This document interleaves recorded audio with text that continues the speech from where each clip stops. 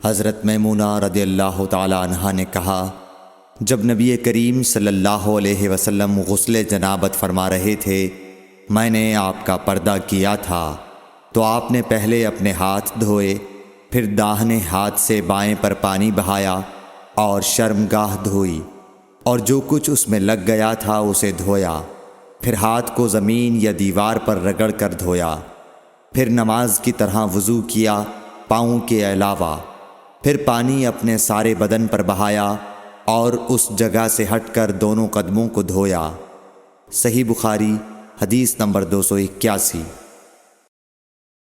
ام المومنین ام سلمہ رضی اللہ تعالی عنہ نے فرمایا کہ ام سلیم ابو طلحہ رضی اللہ عنہ کی عورت رسول اللہ صلی اللہ علیہ وسلم کی خدمت میں حاضر ہوئیں اور کہا کہ اللہ تعالی حق سے حیا نہیں کرتا، کیا عورت پر بھی جب کہ اسے احتلام ہو غسل واجب ہو جاتا ہے؟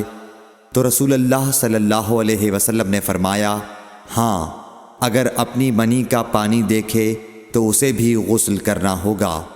صحیح بخاری حدیث نمبر 282۔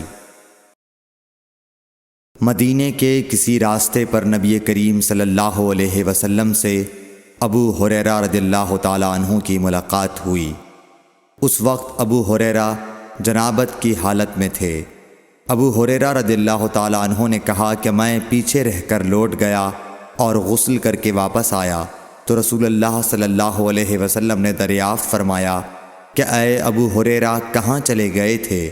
انہوں نے جواب دیا کہ میں جنابت کی حالت میں تھا، اس لیے میں نے آپ کے ساتھ بغیر غسل کے بیٹھنا برا جانا۔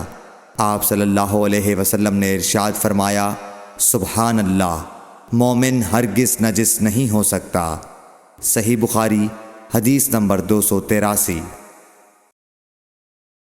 نبی صلی اللہ علیہ وسلم اپنی تمام ازواج کے پاس ایک ہی رات میں تشریف لے گئے۔ اس وقت آپ کے ازواج میں 9 بیویاں تھیں۔ صحیح بخاری حدیث نمبر 284۔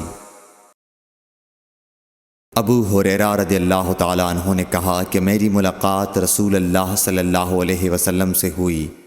اس وقت میں جنبی تھا، آپ نے میرا ہاتھ پکڑ لیا اور میں آپ کے ساتھ چلنے لگا۔ آخر آپ ایک جگہ بیٹھ گئے اور میں آہستہ سے اپنے گھر آیا اور غسل کر کے حاضر خدمت ہوا۔ آپ ابھی بیٹھے ہوئے تھے۔ آپ نے دریافت فرمایا، اے ابو ہریرہ کہاں چلے گئے تھے؟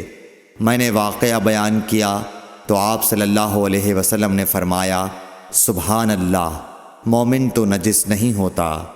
صحیح بخاری حدیث نمبر 285۔